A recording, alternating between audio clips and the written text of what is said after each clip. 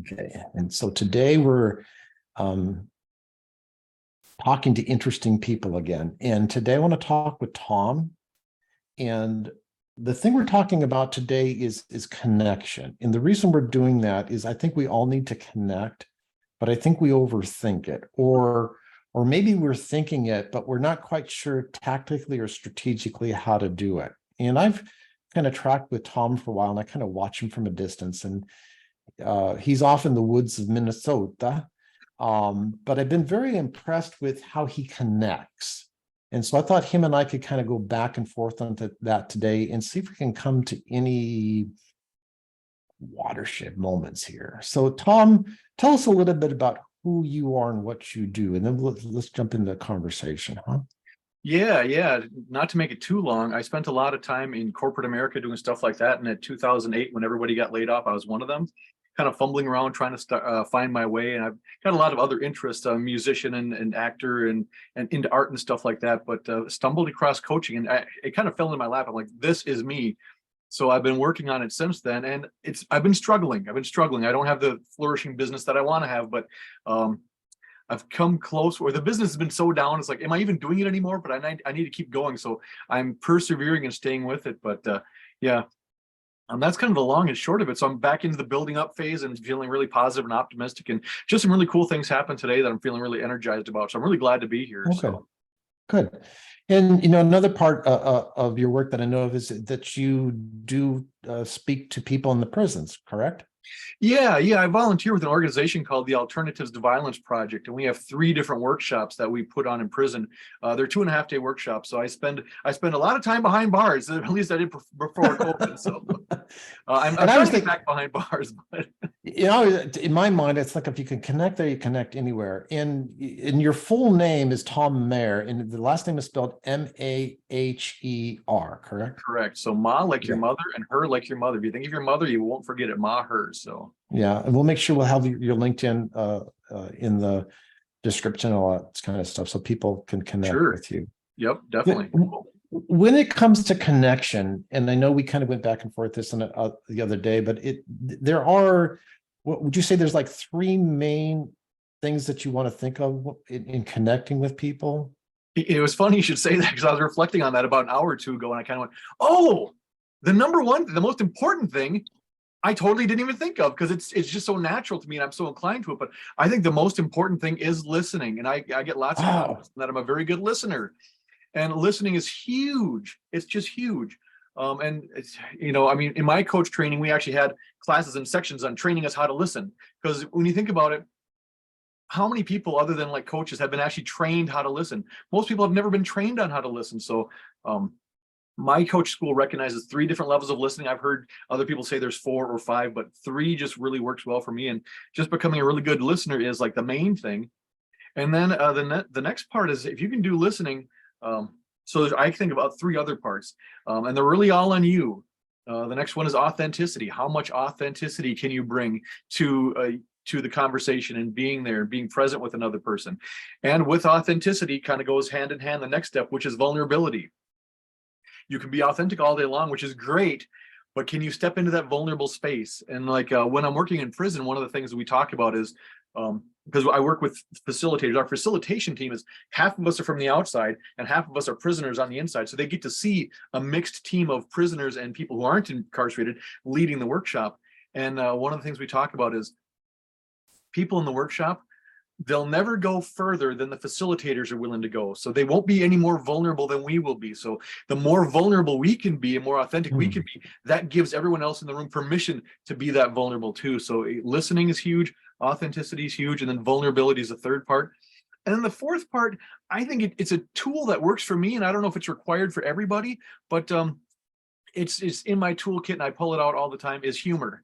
And humor kind of leads into improv, because improv is always about, the number one rule in improv is say yes. So whatever shows up, whatever happens, you're always saying yes to whatever it is. So but I always, especially, I speak in prison, I speak to UFO conferences, I speak to UFO chapters, I'm speaking now, I speak to nonprofits, and believe it or not, hard as it may be to believe, I screw up at times. I forget what I'm saying, I forget where I'm going, I forget what I'm talking about. And I could let that crush me, and I could just crumple on stage, or I could just go with what shows up and try to see if I can find something humorous to say on the spot. And then that also really, because that also speaks to authenticity and vulnerability. And then they see, hey, you know what? He's just like me. He's just an oddball who fell flat on his face, just like I've done. And they can relate to that, so that it really builds a strong connection, because they can see themselves in that. And it really builds a very powerful connection right there. So if you have the willingness and the ability to fall on your face in front of everybody and laugh about it, again, it gives everyone else permission to do the same thing. So let's unpack that a bit. And Sure. those are beautiful strategic pillars, and we've all heard them before. We've probably been through trainings, and we're like, okay, there it is again. So let's go from strategic to kind of tactical in a sense. And so sometimes we hear these big words like be authentic. Well, what the heck does being authentic mean? So Tom, when you're speaking, and I love the YouTube videos that you do, because I believe that actually is an expression of authenticity. Maybe we could kind of unpack your process there, because for me, when I listen to them, I feel the authentic Tom coming through to me. So exactly what are you doing there? And along the humor line and getting people's attention, I mean, share with us what you do with your hands at the beginning of the video. So you mean that thing? Okay, so I want to just talk real briefly on authenticity and being authentic. To me, being authentic is finding the ability, or finding it within yourself, to drop the social masks and drop the social persona. Let them see behind the curtain. Let them see the great and mighty Oz is just a little person behind the curtain. Let them see behind the curtain, see what that is. And the whole hands thing with that, I was doing videos very regularly for a nonprofit that I'm actually in the nonprofit office right now. And as I was doing those videos, I was developing little things that would come up. And I developed a couple of different catchphrases, and people liked my catchphrases. And I also gave myself a couple, or actually about 6 or 8 fictional titles. Of when I'd introduce myself, I'd always list off all my titles. I'm the Sultan of Serenity, the Purveyor of Positivity, I'm your Captain of Charisma, this whole big thing. So with my eyes, like, what are the catchphrases and things that I can develop for my videos? And there's a few things I want them to do when they watch my videos. I want them to subscribe to my channel. So I want them to subscribe to my channel. I want them to like the video, comment on the video, and I want them to share the video. And I thought, well, how can I make that memorable and get people engaged and get them to come along with that? So I'd say the whole thing, like this video, comment on this video. And then as the last one, I'd go, share this video. And then, so I was doing that every time. Then after a while, I was thinking, you know what? They're probably watching this and they're probably laughing at me, and they're not they're not doing the share the video thing. So I said, you're probably watching me and you're not participating. So I invite them to do the share the video thing with me. And sometimes, so I've been inviting them quite a bit. I think today I didn't invite them to, but I did ask them if they did it with me, and I know one friend of mine, she watches. She says she does the share the video with me, but she's pretty shy and pretty kind of, I'm suspecting. I'll believe her. I'll believe she's doing the arm thing because she says she is. But I know most of you people watching my videos aren't doing the share the video thing with me, and that's fine. I'm just having fun. It's an opportunity for me to have fun, and I just kind of roll with it. So, yeah, and it's just like it caught my eye. You know what I mean? It's like, I remember the first time I saw you did he just do that? And then I watched the next video, and you did it again. I thought, well, right, dang, that was cool. Yeah.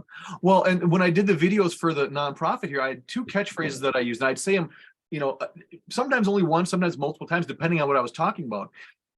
And the phrases were good stuff, and that's nice, which sounds pretty bland and pretty boring and not all that memorable. But when I would say good stuff and that's nice, I would say it in a very characterized way. I'd be talking about something, I go, yeah, that's good stuff. Yeah, good stuff. That's nice. So I'd have people calling me going, and they'd say, ooh, that's nice. And they'd catch it. They'd remember it. They'd think it was funny. And they'd tell their friends, hey, you got to watch this guy. He says good stuff and nice. And like, what's so funny about that? It's not really funny. Good stuff and that's nice isn't funny. But when you go, yeah, that's good stuff. Yeah, that's nice. If people get a kick out of that, and it's it's just silliness. And you know what? I'm a big believer of adults. We don't laugh enough. We simply don't laugh enough. We don't laugh enough at ourselves. And there's all the science behind the positive benefits of laughing. So like when I'm on stage and giving a presentation or something, and I totally botch a line or totally screw something up or say someone's name wrong, if I can get everybody to laugh, if I can get there's a whole psychology behind that too. I do a number of things. They automatically like me because I just made them feel good. So they take those good feelings that they have and they associate them with me. So they want to like me. And if they're in a group or an audience and they all laugh together, even if they don't know each other, now they feel connected. Now they feel bonded because they just shared a positive experience. So now it really pulls the room and the audience into a unit. They feel so. Even so, I do these UFO presentations once a month, and we have new people come in that have never been there before. And I tell a joke of the month every month. And part of it is I want them to laugh together. So suddenly the person that's feeling out of place and do I belong here? What's this whole UFO thing about? And they laugh. And they kind of go, ah, I belong now. I feel okay now because we all had this great experience together. So. Did that answer your question? Sometimes I tangent a little bit, so. I love it. And I see Tony down there kind of nodding his head too as well. It's like, yes. And so, it's kind of interesting, Tom, you kind of said, well, humor, maybe or maybe not. And I'm thinking, it sounds to me like humor is kind of integral to everything. It's like, and probably the biggest part of humor is our ability to laugh at ourselves. I find myself, I have been on stage since a young age, you know what I mean? But I'm an introvert. And it's like, I know there's some other fellow musicians here, Tony and Eric. And I mean, it's that ability to walk on stage and release yourself, right? So that you can let your art flow. And I was doing a few video calls before the pandemic. It would be on Skype, typically internationally, and Zoom. I was using Zoom occasionally. Once the pandemic hit, 100% of calls were on Zoom, right?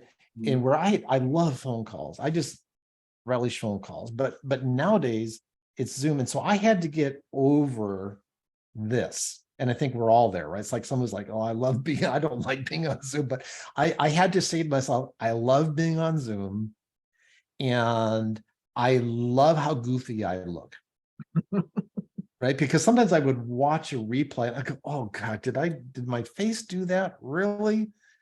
And so for each of us, that humor inside of ourselves, I think is crucial to that level of authenticity. So maybe a key to being authentic. Yeah, it's easy to say, but how do we do that? yeah, and the reason why I say it's kind of an optional thing or not for everybody, because I've seen a lot of really good speakers that don't use any humor at all, and they're very serious and it's very and they do really well, and they might throw a little bit of humor in here and there, but it's not like one of their main things. So I'd hate to have anyone think, oh man, I'm not funny. That's not my stick. I can't do this because I'm not humorous. So don't let that stop you, because I've seen many people who are speakers and presenters do a really good job with zero humor, and I really, really like them. It's just not my style so much so. And I always caution people when I talk to them. I was talking to the guy earlier. I says, I'm an expert. I says, but take what I'm saying as my opinion, and so many times we'll hear somebody say something and because of their stature think, oh, that's absolute all the time. It's not. And it's just one thing. Well, Tony Robbins does this, so I better do this. No, maybe, right? And so be very, very careful, right? At the end of the day, I think it's that authenticity is be true to yourself. Yeah, and I think as far as Tony Robbins says, do this, so I should do this. I think of it as a hat. Try on that hat. Do you like the hat? Does it fit? Does it work for you? If it fits, great. If it doesn't fit, try on a different hat. Throw out that hat and try on another hat. Because what does work for Tony Robbins may work for you, and it may not. And you may have a tool that Tony Robbins has never considered that might work even better for you than anything he would tell you anyways. So, try on those hats. Be a hat person. My good friend Richard and I, we were talking the other day, and he's a commensurate skeptic. Okay. And I finally said, Richard, just run with that, because that's authentically you. Okay. And if you ever have a conversation with Richard, I mean, I love my conversations with him because he challenges me. He challenges me to why is that? You know what I mean? It's like, so dig it down, be that thing. Yeah, because after one of these calls, Richard actually reached out to me on LinkedIn and said, hey, we need to have a phone conversation. So I've experienced the phone conversation with Richard as well. And I really enjoyed it. It was very cool. So he's giving me a big thumbs up back to you, Richard. So it was a very cool call. So if Richard sends you a message on LinkedIn and wants to talk to you, take the call, make the appointment, talk with Richard from LinkedIn. So, or however he contacts you. So. Yeah, it's really, really crucial. So, you take the strengths of who you are. Okay. It's just like if you've never told a joke in your life, don't try. Right. You know what I mean? It's like, just like Elaine is really good with poetry. That's her strength. Use poetry. If poetry Yep, yep. expresses it, use poetry. Eric's always got to pull a drum off of his shelf and hit a few bars on it. Tony, if anybody ever sees Tony jam a lick on an electric guitar, that dude is crazy on a doing this stuff. Be who you are, right? And because when we're talking about authenticity, so many times as coaches or business owners, we're trying to come in the marketplace and be something that we're not, or trying to tamp down who we are to create a different persona. And Yeah. And I'm going to listen to the universe now, because the past couple of days I've been thinking about a drum story, and now the drum keeps coming up in this conversation here today. So I'm going to tell my drum story. When I was I've taken some drum technique classes, and I've been in bands. I'm not a drummer, but I've taken some technique classes. And when I was, working on my niche and whatnot, musicians, actors, comics, and models, they said, interview people in your field and get to know them. So I'm connected to a lot of musicians here in the Twin Cities. So I started reaching out to Twin musicians and asking them for musicians that I didn't know, and can I interview them? And I ended up talking to a drummer, and it was going really well. We were relating well, good connection and everything. But knowing just a little bit of drum technique and knowing a little bit of the drum language, at some point in the conversation, I dropped in, and I'm sorry, Eric will know. Eric might even shake his head, because I dropped in the word, or the phrase, paradiddle, which your average person on the street's not going to know what a paradiddle is. But I was talking to a drummer, and I threw in paradiddle somewhere. And again, the conversation was going really well. We had great connection. But as soon as I said paradiddle, I could just feel the shift, the entire shift in it.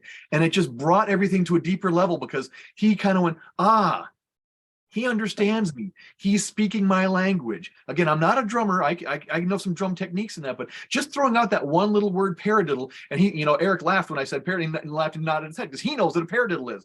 Ask your average person, they won't know what a paradiddle is. And if any of you know drummers, ask them about a paradiddle and see if they know what I'm talking about. And I guarantee you, the drummer's going to know what a paradiddle is. So just having a little bit of language, so you can just throw it out there, adds that connection too. So that's my paradiddle story, my drummer story. Am I right, Eric? Eric's nodding his head. He's going, you got it.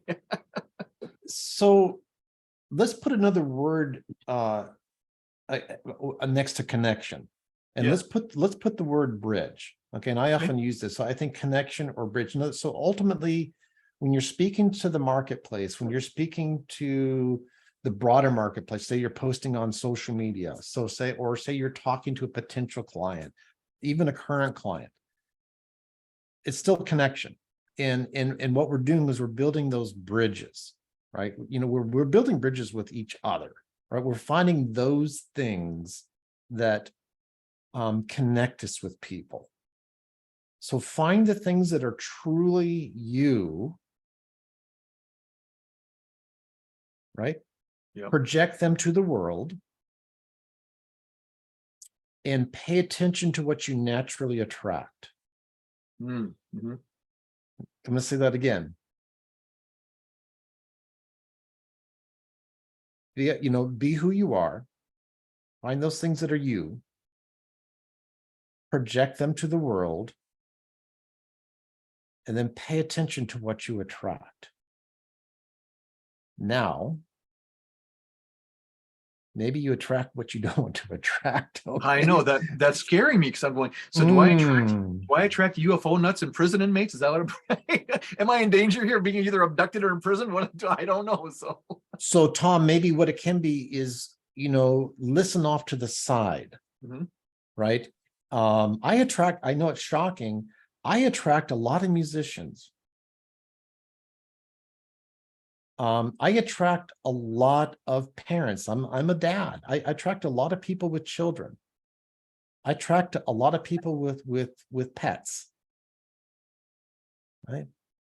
I attract a lot of people that are like me.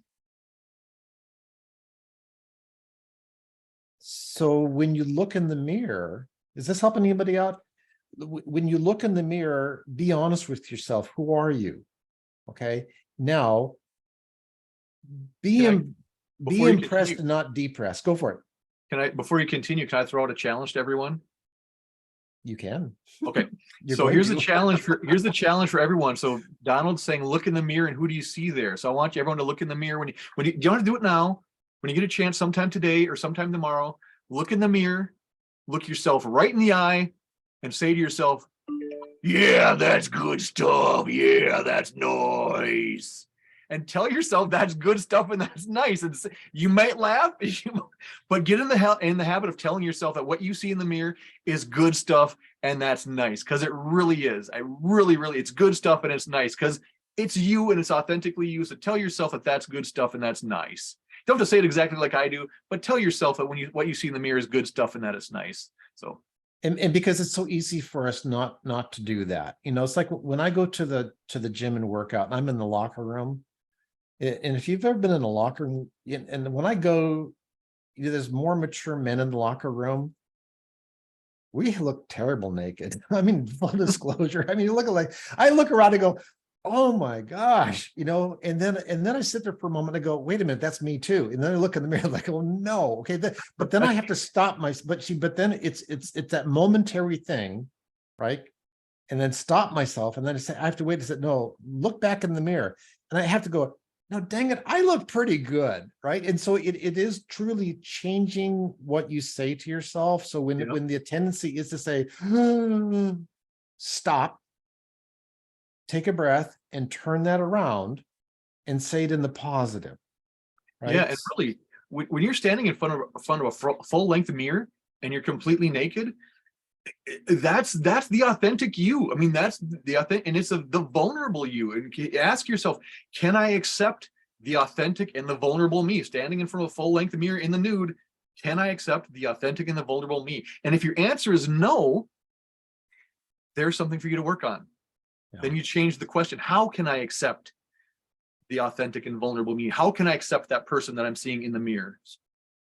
Because it's an interesting thing, because when you do get to that spot, we're talking about still about being authentic and connection. I find for myself, and I'm going to tell you that Donald has to work on this. It doesn't come naturally. It hasn't been easy. And there's days I still massively struggle with this. When I walk into a room, I really concentrate on being fully me inside and being 1,000,000% grounded. And I find when I do that, people just walk up to me. And Tom, I think we experienced that together a few weeks back. And remember, you walked up to me. And how did you feel that, or am I playing a game here? Or no, because when I first got into the virtual coach, there was the option of doing the accelerator program, and you had to interview for that. So, so you're the one that called me for the interview. So, and I remember this conversation we had, and I remember going, "Wow, this guy really." He's not out to get anything. He's not out to take anything. He's just he's really there in a spirit of service. For me, coaching is being in the spirit of service. And I really got that from you. I got that authenticity from you. So when I saw you at the conference, I went, there he is there. I'm going to say hello. I'm going to say hi because of that past experience. I was like, he's probably not going to remember the conversation. He probably won't remember me, but I remember him, and I'm going to go and connect anyway. So. And what did I do? Did I remember you? You said you did. And in my head, I went, does he really remember me, or does he not? I do. You said you did, but I wasn't sure. I do. And actually, this is another story that I've been thinking about, and I didn't think I'd tell it, but since it's kind of coming up, this is one of my prison stories. We spent 2.5 days in prison working with the guys, and the prison that I go to in Minnesota is probably one of the most dangerous and most, I don't want to say deadly, but some of those violent offenders are in that prison that I normally go to. And Sunday, we're about halfway through Sunday, so we're getting close to the workshop's kind of coming to an end, and we're all kind of doing our little projects and whatnot. And one of the guys that I knew a little bit, because I talked to him a bit, and because I don't get to talk to everybody, but he comes up to me and he goes, "Hey, before this weekend is over with, I want you to know something." I went, "Okay." He goes, "Everybody in here, whether you've talked to them or not, they see what you've been doing in here." And I went, I in my head, did I? Because I've committed some faux pas in prison. I've said something I should have said totally accidentally, falling on your face. I went, everybody knows what I did. I'm like, what did I do? Did I do something bad? And he goes, "We see what you're doing in here." And I was like, what am I doing? He goes, "The thing is, we have a lot of people come in from the outside, for church and for this and that, whatever. He goes, so we get it. We see it. We see a lot of people from the outside, and a lot of people from the outside, when they talk to us, there's a little bit of an air or a sense that they're free and we're not free. They're going home and we're staying here. He goes, but when you talk to us, we feel like we're equal. We feel like we're one of you. We feel safe because we're not being talked down to by somebody. We're seeing someone that talks to us like we're people. He says, you see us as people, which really hits the nail on the head, because I do see them as people. I don't see them as inmates or prisoners or numbers or rapists or murderers or pedophiles or extortionists or carjackers or whatever they're in there for. I just see them as a person in the room with me, and we're going through a workshop together. And everybody in the room is there for different reasons. Some people are there for very good reasons. Some people aren't sure why they're there. Some people are there for not good reasons. In the workshop, some people want to just get together and screw around all weekend. And if they just want to get off the block and laugh and joke around with their buddies, that's fine. We can work with that. But some people are there really for the opportunity. And I've had so many guys I've worked with had these big epiphanies, these big ahas, where they've suddenly seen a new reality for themselves. And I think part of it is because I'm trying not to bring any of the BS. I'm not trying to be the guy from the outside that's going to help you and is going to tell you how to do it. Just the guy sharing the same experience you're in right now, sharing our stories, listening to you, understanding you, trying to relate to you, and just sharing back what I've got too. My brilliance and my shortcomings, my excellence and my flaws, so. That was one of the biggest compliments. Well, I got a lot of compliments in prison, but I really like that one, that he said, even though people I don't talk to, they see that I'm treating them as people, as humans, as equal. So in marketing, we call that matching your message to the market. So what happens too many times in marketing is you've got an incredible message, right? But it doesn't match the market. And this is where people kind of run and make a mistake, because they'll see somebody else doing some marketing and let me just copy that marketing because it's working for them, right? But you don't understand their market. And so you try it. Have you ever done this? Right? I've been guilty as well, right? Oh, that's really good marketing because they're the expert, they're the guru. So I try their marketing and it doesn't work for me. And I'm like, wait a minute, it works for them, but you don't realize you have a different market. You have to match your message to your market. So many times we talk under our market or we talk over our market. And so what we're talking about here, does that make sense? We want to match the message to the market. Now, for that to be doable, you have to know your market. And back to the beginning of our conversation, as Tom so eloquently positioned it, listen. Before you do your marketing, listen. Do you see the importance of that? And so many times we're so quick to try to pitch our coaching, pitch our product, pitch our service, and we're trying to figure out that's not working, or it could work. The thing of it is, some people, they perfect their pitch, right? They got their package all lined up, and I just keep pushing my package out there. I keep pushing my product, and they think it's working, but they're cannibalizing most of their market because they haven't taken time to listen to their market and align their message with their market. Yeah. And I'll throw out another prison story if you're up for. Is everybody up for a prison story? You want to hear another prison story? Story from behind bars. So, because one of the exercises we do in there is we do an exercise where we teach them how to listen. We work on listening. We get into pairs. We shift pairs, and we have one person silent and the other person's talking, answering questions, and the other person is just listening. I was talking with a guy, and I forget what the question was, but he's telling his story, and it wasn't a funny story. It wasn't, I don't think it was a dark or bad story, but he kind of kept pausing and chuckling a little bit. And I kind of found myself going, why is he laughing? He's not saying anything funny, but he continues to laugh. And so we went through, we changed partners and whatnot.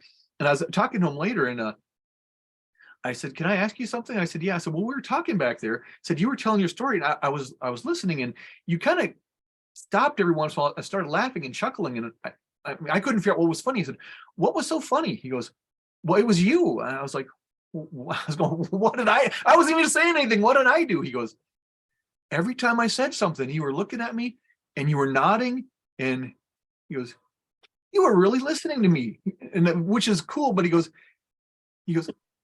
that's the first time in my entire life I think anyone's ever listened to me. And that just knocked me off my feet. I was going, the first time in his entire life when anyone has listened to him. So the value of listening, I mean, we go through this world in our lives wanting to talk. We want to be heard, but no one wants to listen. And I was able to give the gift of listening. And I really got an appreciation of how valuable and how impactful it can be when you just put yourself on hold, put the brakes on for yourself, and just be there and hear that other person, hear their experience, and be with them. I mean, I don't know, he was probably in his late teens, early 20s. He said he's never been listened to in his entire life. So that talks about school and teachers and family and parents and friends and wherever, maybe gangs, wherever. He'd never felt he'd been listened to like that before. And it's just an incredible gift that I don't think we appreciate the value in this culture. So I'm trying to let some people know the value of listening and the impact it can have on people. Is that happening to anybody out here? Questions, comments? Did I get choked up? You're shaking your head, Terry. What are you thinking? Oh my God. There's just so many things that come up for me just even this week. Okay, so I was in conversation about this exact issue. I said to somebody, I said, the best gift you can give someone is your listening. I mean, and he was like, yep, I was reminded of that recently myself. So it just gives me goosebumps because it's so true. If you give your time and attention to somebody, that just, you see them, you hear them, you validate them, and you appreciate them as a human being, it just has an extremely powerful impact on someone. So that's my 2 cents. And I'm reminded it every day now. I mean, yeah, it's in the forefront of my head. That actually reminds me of another story I've been thinking about too. It's not a prison story. If you'll allow me another story, it's not a prison story, but I was at a gathering with a bunch of friends, like a barbecue or something, or picnic, and a lot of them had their kids there, and they were out kind of out playing, and they wanted to play baseball, like 4 and 5, 6-year-olds, and not going to play a real game, but there was no diamond or anything, but they wanted to play. So I volunteered to throw the ball, and so we basically I was pitching, someone else was catching, and everybody else was taking turns at bat. Is kind of how it was going. And there's a chain link fence that bordered the yard, and one of the things the parents said was, don't hit the ball across the fence, don't hit it in the next yard, because they don't want us in their yard, so we got to stay out of that next door neighbor's yard. Well, the biggest kid, of course, what did he want to do? He wanted to hit the ball over the fence. He wanted to hit the ball into the next yard. And then whenever anyone did, he also wanted to be the guy that jumped the fence and go get the ball. Well, after a while, one of the younger girls said, I want to play the field too. I want to help you catch in the outfield and help you tag people out. I said, so fine. So she's in the outfield, I'm pitching. And she really wanted to, get the ball if it went over the fence. Well, one time somebody hit the ball over the fence, and the big kid, he may even been the one that hit it. He ran up and he jumped the fence and he got it. And the next, he came back and she said, well, next time I'm the one who's going to go over the fence. I'm going to do it next time. So, and of course, the next time the ball went over the fence, the same kid ran over, was faster, got to the fence first, jumped over and grabbed the ball. And it's really upset the little girl. I mean, she was really upset, and she started crying and crying and crying. And I was in the outfield with her, and I don't remember what I said to her, but I started talking to her, and she was crying, and she said, that wasn't very nice of him. And through her tears and bawling, she said, that really wasn't very nice. And I looked at her and said, yeah, that wasn't nice. She said, I was going to get the ball next. I said, yes, you were. And she said, I wanted to do that. She said, that wasn't fair. I said, you're right. I said, that wasn't fair. That wasn't nice, and it wasn't fair. And the point here is, I think adults, when a child is crying, they want to comfort and support and get them to stop crying. They want to fix it. They want them to feel better. I wasn't going to try to fix her. I wasn't going to try to make her feel better. I was going to just be with her in her tears and her sorrow and affirm everything she said. When she said that wasn't very nice, I said, yes, that wasn't very nice. When she said that's not fair, you're right, that wasn't fair. And it was funny, after I'd said those things, she kind of backed up a little bit. Her eyes got huge, and she looked at me like, what is going on? Because aren't grown-ups supposed to make me feel better and make me stop crying and tell me it's going to be okay? And I was not going to tell her it was going to be okay. I refused to tell her it was going to be okay. I just let her be there and cry, and I let her be in that moment of hers. And she got through it. Imagine that a child can get through those things on their own without us trying to fix and stop and cure and support them in that. I just accepted everything she said and affirmed it all, affirmed her feelings. And I think she said she felt really good after that. So that's another key thing. Like Terry was talking about listening and affirming them wherever they're at, whatever they're going through. And I do that a lot in prison because everybody's in a different place in prison. I'm just kind of try to jump in where they're at and just kind of affirm where they're at and just be with them and be with that. So thank you, Terry, for that perfect diving board to launch or launching pad for me to jump off from. So.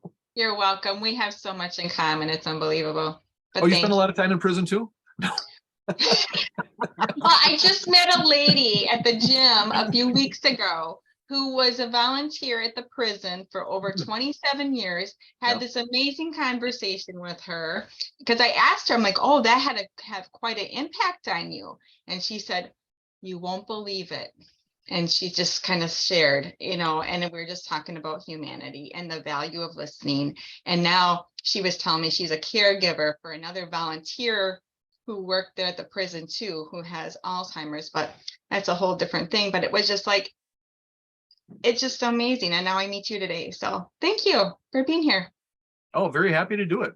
When Donald invited me, I was really excited, but I was really nervous too. And I don't get nervous on stage, whether I'm singing or playing guitar or giving a speech or whatever, talking to UFO groups, I never get nervous. For this, I was actually getting pretty nervous. So but if I fall on my face, I'll just do my best to laugh it off and come back up with it. So, the key for us, I think, in growing our businesses, because we all have our various modalities, whether we're cutting trees or helping people with their taxes, helping them through life's hurdles, it doesn't make any difference. The widget we sell, the service we provide, you have to put that on the shelf, right, Carly? You got to take whatever you're selling and you've got to put it on the shelf, because that's not it.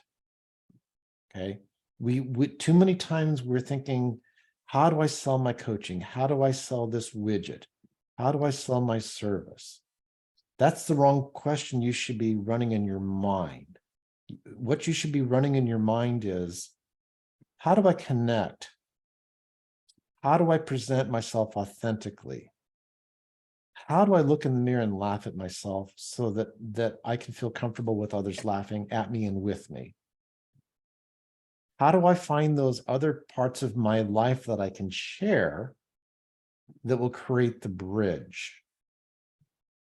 Right? So like Tom's ideal clients are not in the prison. But Terry, you see, by him sharing the story about his work in the prison, he can start to build bridges to other markets that relate to that and go, oh, right? It's those things. It's the bridges. It's the other images. Some of you know I had a birthday yesterday, and I just, what I did for my birthday? I was just myself. I scheduled my afternoon off and I went outside. I live out in the woods, right? And I went outside and I started a fire in my little fire pit, poured a glass of scotch, and I sat there with my chickens roaming around me and just sat there. And I posted that on social media. I posted a picture of my fire and I posted because that's what I was doing. Does that make sense? That's what I was doing. I was sitting there. Right. And maybe some of you saw those pictures yesterday. I posted that because that was my mood. And that's what I was. I wasn't melancholy. It was time just to sit. But those create connections with people. As silly as that sounds, like other people that commented or didn't realize I had the same birthday as them or another March birthday or something. That makes sense. Or somebody that says, gosh, I wish I could have a fire like that in my yard. You don't know what it is, or I can't have a fire like that in my yard. And I do. You see, it's like, I wish I could, or this makes sense. So it's sharing all of the stuff that we are creates the connection, is the authentic. It's not trying to be this professional self that you keep in a box and that's the only side you show. It's like I'm shirt and tie all the time and I'm always standing there like that. It's the ability to let loose a little bit and to show that vulnerability that Tom talked about, a bit of that humor, connecting that with the listening. That's the true key. Does that make sense to everybody? You getting it? Okay, we kind of theme going here. Okay, helpful. And one thing I would say to keep in mind when you're doing that, just keep in mind that even if you don't hear it and you don't see it, there are probably people that are nodding yes, so they're going, "That's me too," even if you don't know about it. And I was at a UFO symposium last year, and we were having a global directors conference. I'm in the global directors conference, and it got a little, let's say, less than friendly. And I spoke up at one point, and it got a little heated. And I thought, wow, so when we took a break, I got outside. I was like, well, get out of that, all that energy and whatnot. And one person did come up and say, you know what, I didn't know who he was. Thank you. He goes, because I know that's the exact same thing I was thinking, and I couldn't say it. And then within a few months, I had a few other people reach out to me via email or directly going, yes, so-and-so thought the exact same thing. So-and-so wanted to say the exact same thing. No one would say that. And I felt alone when I say it. You can feel, so I guess it's, can you be scared and can you be alone in front of a group? Because even if you're alone in front of a group, you might not be as alone as you think you are. There might be that person that's not good at speaking up, that's not good at standing up, and may just not have it in them that day.